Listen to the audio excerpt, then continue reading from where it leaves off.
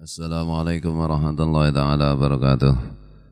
Ya dunia al-Fatihah. Bismillahirrahmanirrahim. Bismillahirrahmanirrahim. Alhamdulillahi rabbil alamin arrahmanir rahim maliki yaumiddin. Iyyaka na'budu wa iyyaka nasta'in ihdinas siratal mustaqim. Siratal ladzina an'amta 'alaihim ghairil maghdubi 'alaihim waladdallin. Rabbi ighfirli wa amin. A'udzu billahi minasyaitonir rajim. Bismillahirrahmanirrahim. Alhamdulillahi rabbil alamin. Allahumma salli wa sallim wa barik ala sayyidina Muhammad wa ala alihi wa sahbihi wa ikhwanihi minal anbiya'i wal mursalin. Salawatullahi wa salamuhu alaihim ajma'in fi kulli waqtin wa hin. Amma ba'da, subhanaka la ilma lana illa ma 'allamtana innaka antal alimul hakim. La haula wa la quwwata illa billahil aliyyil azim al azizil hakim. Ini apa? Riyadhus Shalihin. Saiki pikir satu ibadah. Jadi saya kira ada Shalihin.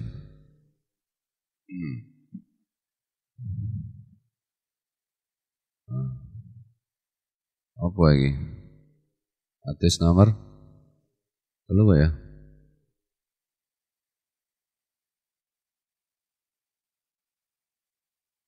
Oh ada ya.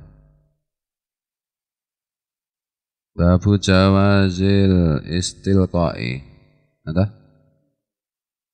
Malal kofa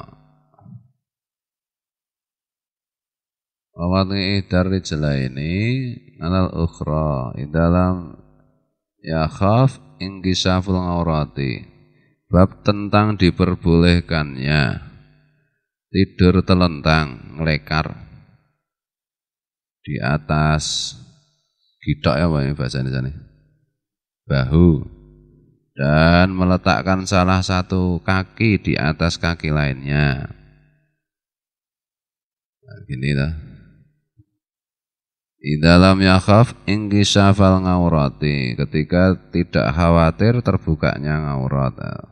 Pakaian orang Araban dulu ya seperti apa? Jubah itu lah. Nah, kadang-kadang kan tidak pakai semacam celana nanti. Kain ya pakai sarung ya, supaya tidak terlihat ngauratnya kaki yang satu di atas kaki yang lainnya. Wajawazil kungudi mutarabingan wa muhtabiyan, dan diperbolehkannya duduk bersila serta duduk muhtahiyan ihtiya,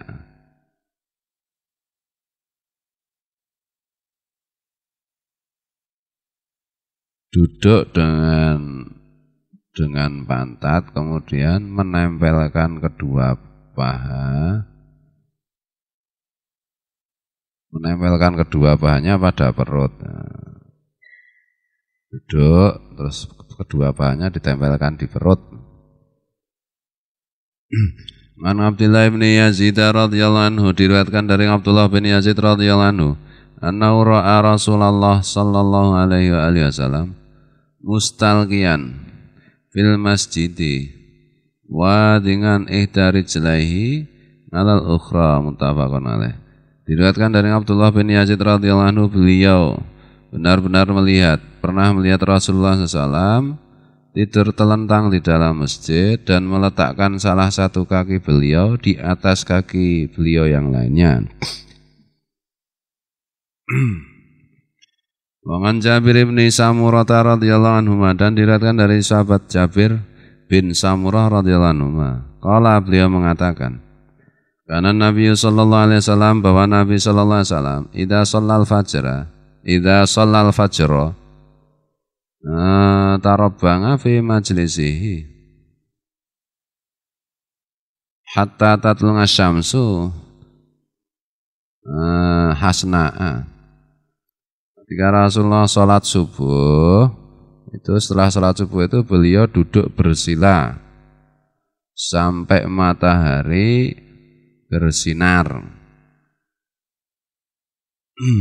Rasulullah sholat subuh duduk bersila ya, membaca zikir macam-macam sampai matahari bersinar. Hadisun sahihun rawahu Abu Dawud wa ghairu bi asanida sahihatin. Wa an Ibnu Umar radhiyallahu anhu dan diriwayatkan dari Abdullah bin Umar radhiyallahu anhu qala beliau mengatakan raaitu Rasulullah sallallahu alaihi wasallam aku melihat Rasulullah sallallahu alaihi wasallam bi fina'il Ka'bati di halaman Ka'bah tabian dengan duduk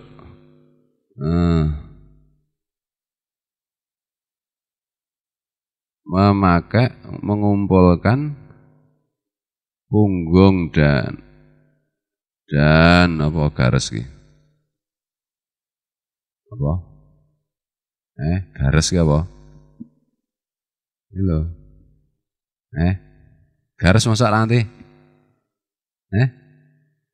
iki lho sikil kene kok ngisor dengkul kok jenenge apa tulang kering tulangnya basah. Iki bahasane Indonesia apa? Betis, tulang kering, dibakar kering.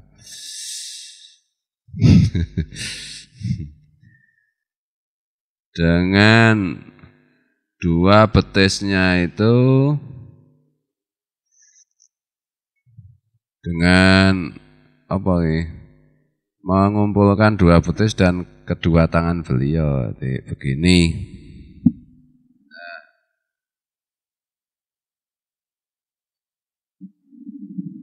Mawasofa biyadaihi al-ihtiya'a dengan lungguh dan Abdullah bin Umar menggambarkan dengan tangan beliau duduk ihtiya wa huwa al-qurfusa'u yaitu duduk kurfusa, duduk apa ya begini bahasa Indonesia nih.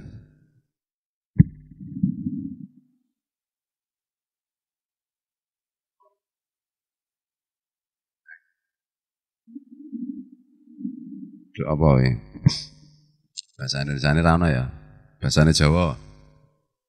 Bahasa Arab cetana lah kurfusa mau ihtiya ada. Bahasa Jawa apa? Nggone apa Pak Resing wis suwe ning Jawa sampean. Ana ya istilahane. Ana ta kuwi lungguh apa to jenenge? Nek gogok iya mung lungguh gak ya? Sedeku bahasa Indonesia, duduk sedeku kuwi iso ngene iki wae iso ta.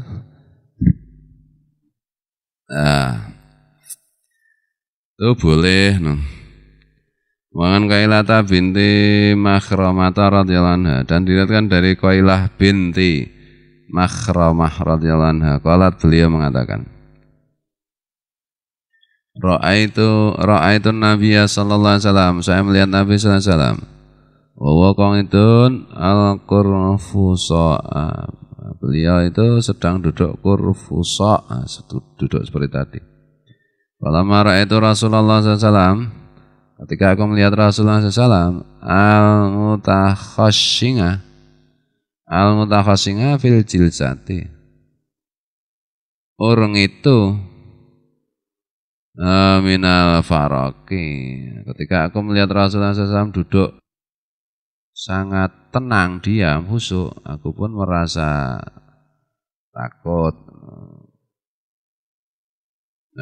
Rasulullah maksudnya takut itu kok takut melihat hantu itu bukan. Rasulullah duduknya khusyuk banget jadi apa jenenge tidak berani mendekat. Pasti Rasulullah sedang serius banget. Rawahu Abu Dawud Tirmidzi. Wa ngani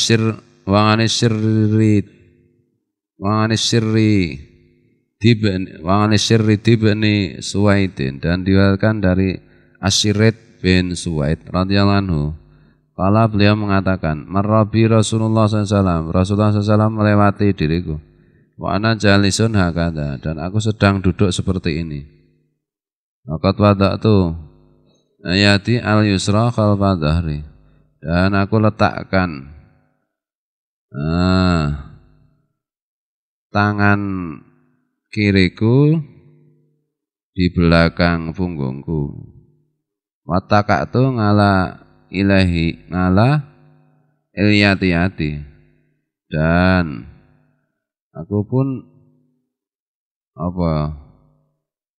menyandarkan pada pokoknya tangan, pada telapak tangan gini.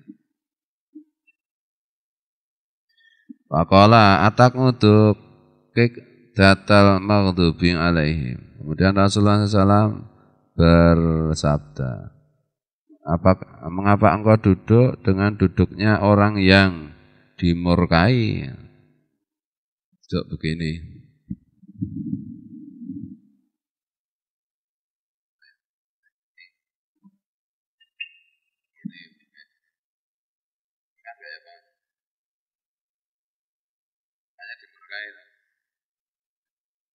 Duduk gelelengan lah intinya, ngono lho, duduk sombong, duduk yang tidak sopan, Ini kan nanti berkaitan dengan kebudayaan setempat. Yang ditegur Rasulullah itu, kamu kok duduk nggak sopan seperti itu? Ya, duduk dengan penuh kesombongan. Orang yang sombong itu kan dimurkai Allah toh. Masa kamu duduknya aja sombongnya minta ampun.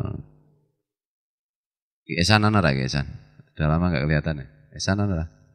Enggak ada. Dikalingan. Waktu sekolah ada siswa, waktu masih jadi guru SMA. Ada siswa kan macam-macam orang yang duduk sopan. Dan kursi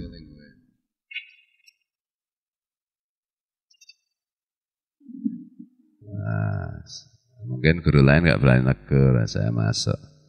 Kamu duduknya kayak tukang becak nunggu penumpang, kaget toh. Tukang becak itu baik, nggak masalah.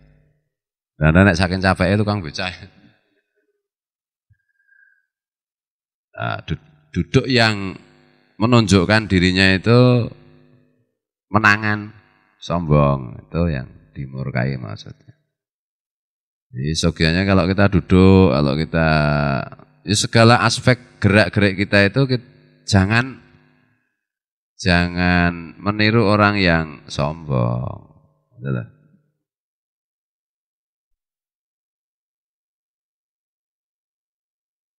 Nah, sesuai dengan keadaan masing-masing. Itu.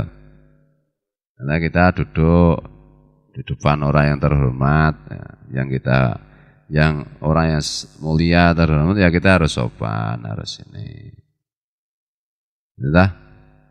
Jangan misalnya selonjor. Misalnya aku ketemu karo sowan yang Mbah Dim, kan mestinya duduknya kan ya. Kalau enggak begini, pandangannya ke bawah, itu ora pecicilan.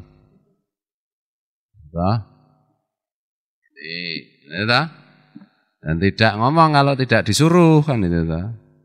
Atau duduknya duduk timpoh. Gitu. Jangan malah gini.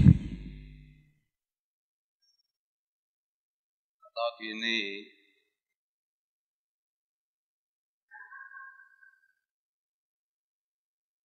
Repot. Jangan sering gini-gini ya. Sering gini jangan.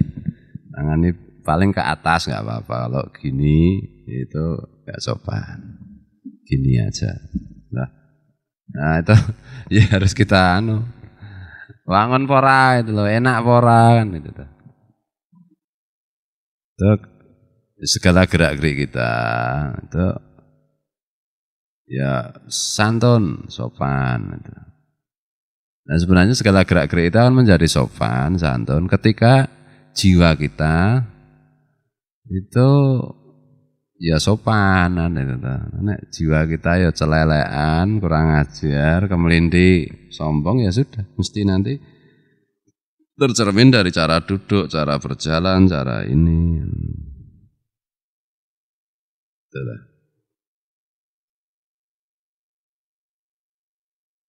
Atau mungkin jiwa kita enggak sombong tapi ya enggak rendah hati ya biasa, jiwa datar. Jiwa datar artinya jiwa kosong. Artinya ya stres gitu. Edian jiwanya kosong. Ada yang putus soalnya sarape. Nah, wong edan ra sopan ya biarin, namanya juga orang gila. Wong edan nongklek-nongklek nang dalan terus tok antemi ya toh. Nah, orang gila sih. Namanya juga orang gila. Kalau anak-anak nggak apa-apa, anak-anak kan memang jiwanya belum lengkap, belum tahu. Anak-anak ya kalau di bawah 5 tahun ya harus dimaklumi. Kalau sudah 5 tahun ya mulai diajari bagaimana duduk yang baik, bagaimana.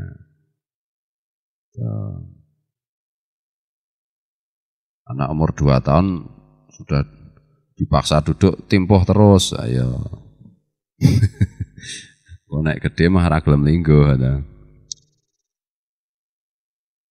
Bismillahirrahmanirrahim. Babun fi adabil majlisi wal jalis. Bab mengenai tata kerama. Duduk-duduk dan orang yang ada di majelis. Majelis itu kan tempat duduk, tempat pertemuan. Jadi santai tapi sopan.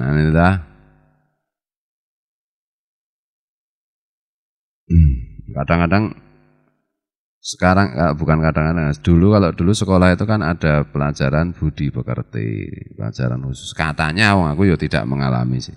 Zaman-zaman dulu mungkin zamannya Pak Res, Pak Unadi itu masih ada pelajaran budi pekerti. Zamannya Kang Margi. Zamannya Kang Margi sudah enggak ada, jauh di setelah saya. Sekarang kan nggak ada. Makanya anak-anak itu kadang-kadang itu perilakunya, caranya jalan, caranya duduk nggak sopan. Tiru-tiru, yang ditiru kan yang di TV. Yang di TV itu ngajari, kebanyakannya ngajari tidak benar, tidak sopan. Jangan dulu misalnya ada orang duduk kemudian orang lewat kan mesti permisi, nderek langkung, nyuwun sewu. Sekarang amat siji lho. Ketemu di jalan paling tidak ya senyum mantuk, saiki ya diantuki malah gumun. Menungso demit ya ora cetha. Nek sepeda ya sopanan itu di tempat-tempat tertentu dituntun. Terus misalnya ada orang tua atau guru atau apa naik sepeda datang, murid-muridnya tergopoh-gopoh berebut menuntunkan sepedanya, berebut membawakan tasnya. Anak saiki ya ada guru naik sepeda, di situ ada gerombolan murid ya mah diece. Ada yang bawa gitar malah langsung Omar Bakri gitu. Malah ngece ya. Makanya nanti keberkahan itu jadi dicabut oleh Allah. Naik motor, wek. Itu kan gerombolan setan sebenarnya. Kita jangan seperti itu. Misalnya sekali lagi ya iklan di TV ngajarinya kayak begitu sih ya. Pakai motor ini yang naik motor sampai bajunya sobek-sobek saking kencengnya lah. Ada. Tidak tahu bahwa orang naik motor itu bisa ganggu orang lain. Ya, anak-anak kita itu kita didik. Naik motor pelan, tidak usah tergesa-gesa, nggak usah ngebut. Nggak telat supaya nggak telat. Berangkatnya lebih awal. Misalnya jarak tempuhnya biasanya setengah jam ya. Kita berangkatnya 1 jam sebelumnya. Jadi kita tidak ingin cepat, malah ingin berlambat-lambat ya. Tapi kalau di jalur cepat ya jangan lambat-lambat di kanan di kiri ya. Yang kepengen cepat jadi terhambat. Nang ring road di ring road jalan lingkar di kanan dan di kiri mobil semua. Tidak mau cepat ya tobat yang di belakangnya ya toh, bisa menimbulkan kemacetan. Jadi apapun yang kita lakukan, kita usahakan tidak mengganggu orang Syukur-syukur membuat orang lain nyaman, kita nyaman, orang lain nyaman. Jangan yang penting saya nyaman, orang lain terganggu terserah, jangan begitu. Terutama anak-anak muda. Anak muda seperti Pak Riz. Nah itu, sehingga nanti orang itu tidak perlu membuat polisi tidur. Kampung-kampung membuat polisi tidur karena orang yang lewat tidak bisa diatur, sudah diberitahu nekat terus, tidak sopan terus, akhirnya dibuatkan polisi tidur oleh Mas Narto itu, buat 6 berjajar. Masa nggak trail adventure kita pikirnya.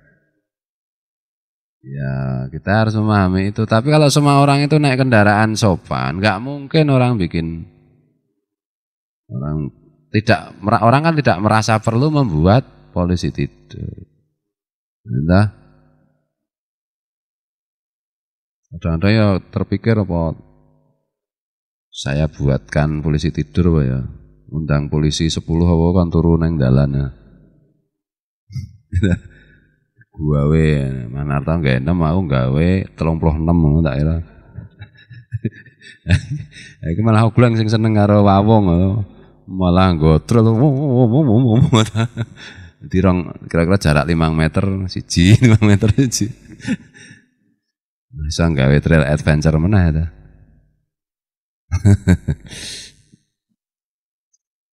Mobilnya Pak Wan sing remuk ada.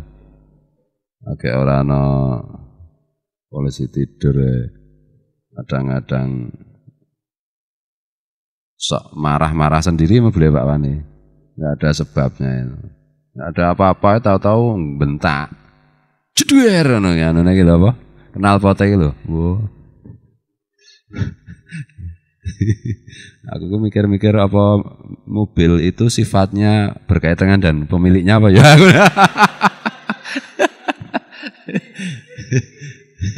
Ya ora ana hubungane ya. Ya enggak ada hubungannya.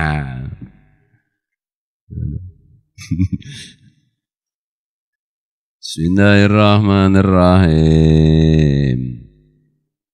Itu humor saja. Oke, babun wis bab ta. Wallahu muwaffiq ila aqwamit thoriq wallahu alam. Assalamualaikum warahmatullahi taala wabarakatuh.